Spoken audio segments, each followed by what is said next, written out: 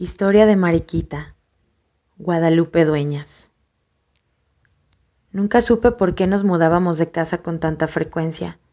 Siempre nuestra mayor preocupación era establecer a Mariquita. A mi madre la desazonaba tenerla en su pieza. Ponerla en el comedor tampoco convenía. Dejarla en el sótano suponía molestar los sentimientos de mi padre, y exhibirla en la sala era imposible. Las visitas nos habrían enloquecido a preguntas. Así que invariablemente, después de pensarlo demasiado, la instalaban en nuestra habitación. Digo nuestra porque era de todas. Con Mariquita allí dormíamos 7. Mi papá siempre fue un hombre práctico.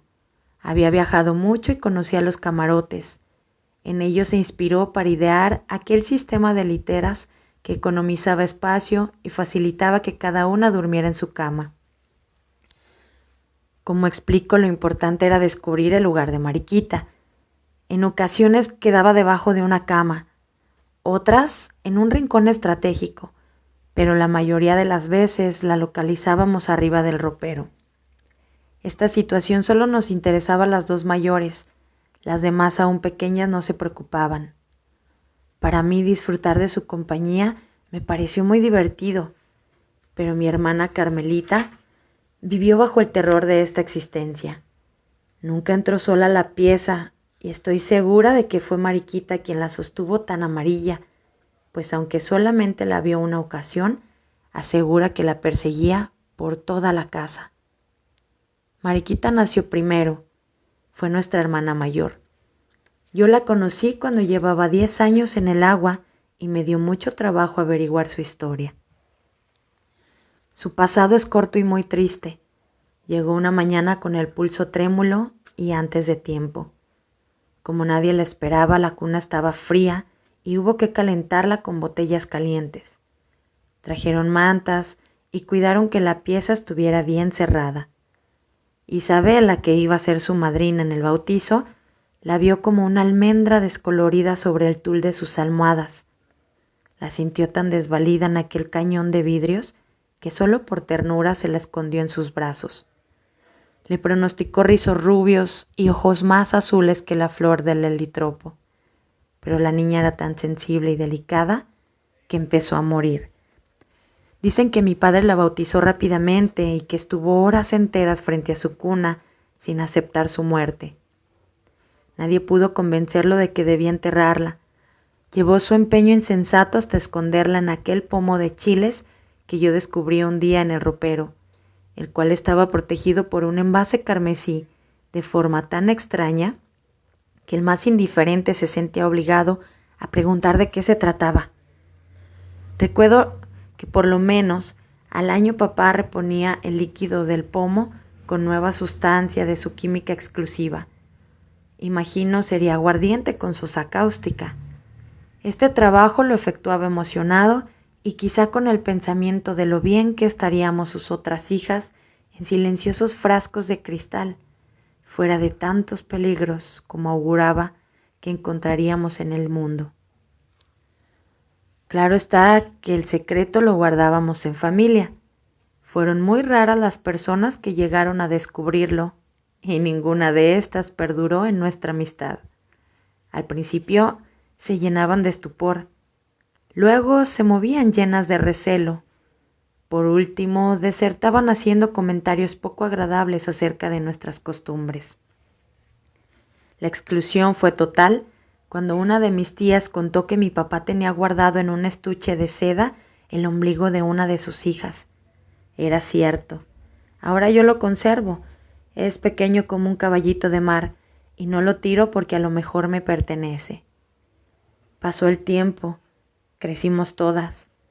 Mis padres ya no estaban entre nosotras, pero seguíamos cambiándonos de casa y empezó a agravarse el problema de la situación de Mariquita. Alquilamos un señorial caserón en ruinas. Las grietas anunciaban la demolición. Para tapar las bocas que hacían gestos en los cuartos, distribuimos pinturas y cuadros sin interesarnos las convivencias o las conveniencias estéticas que ella guardaba. Cuando la rajadura era larga como un túnel, la cubríamos con algún gobelino en donde las garzas que nadaban en un punto de Cruzañil hubieran podido excursionar por el hondo agujero. Si la grieta era como una cueva, le sobreponíamos un plato fino, un listón o dibujos de flores. Hubo problema con el socavón inferior de la sala. No decidíamos si cubrirlo con un jarrón Ming o decorarlo como oportuno nicho o plantarle un pirograbado japonés. Un mustio comedor que se metía a los cuartos encuadraba la frente de nuestro hermoso palacio. Con justo delirio de grandeza, dimos una mano de polvo de mármol al desahuciado cemento de la pila, que no quedó ni de pórfido ni de jaspe, sino de ruin y altisonante barro.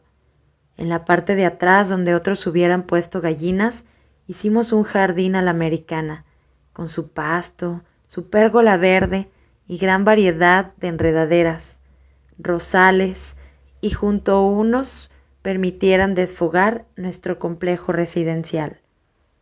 La casa se veía muy alegre, pero así y todo había duendes. En los excepcionales minutos de silencio ocurrían derrumbes innecesarios, sorprendentes bailoteos de candiles y paredes, o inocentes quebraderos de trastos y cristales. Las primeras veces revisábamos minuciosamente los cuartos. Después nos fuimos acostumbrando, y cuando se repetían estos dislates, no hacíamos caso. Las sirvientas inventaron que la culpable era la niña que escondíamos en el ropero, que en las noches su fantasma recorría el vecindario. Corrió la voz y el compromiso de las explicaciones. Como todas éramos solteras, con bastante buena reputación, se puso el caso muy difícil.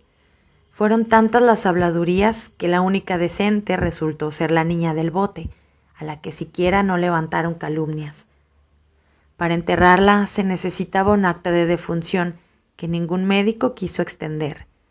Mientras tanto, la criatura, que llevaba 3 años sin cambio de agua, se había sentado en el fondo del frasco definitivamente aburrida.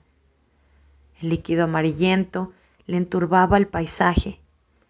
Decidimos enterrarla en el jardín. Señalamos su tumba con una aureola de martuseos y una pequeña cruz, como si se tratara de un canario. Ahora hemos vuelto a mudarnos y no puedo olvidar el prado que encarcela su cuerpecito. Me preocupa saber si existe alguien que cuide el verde limbo donde habita y si en las tardes todavía la arrullan las palomas. Cuando contemplo el entrañable estuche que la guardó 20 años, se me nubla el corazón de nostalgia, como el de aquellos que conservan una jaula vacía. Se me agolpan las tristezas que viví frente a su sueño. Reconstruyo mi soledad y descubro que esa niña ligó mi infancia a su muda compañía.